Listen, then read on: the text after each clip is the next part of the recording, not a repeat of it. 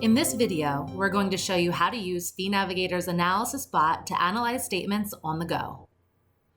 Go to Tools and scroll down to find your Analysis Bot email.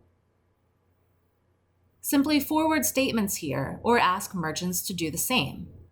If the statement is password protected, you should include the password in the subject line and then hit send.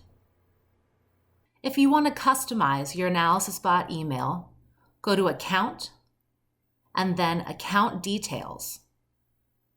And here you have the ability to customize your Analysis Bot email simply by deleting anything before the @ sign. Enter your new name and hit save.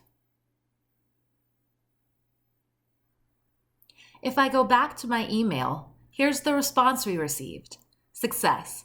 Here's your analysis, and a proposal will be included that has the default proposed pricing that you have selected for this user.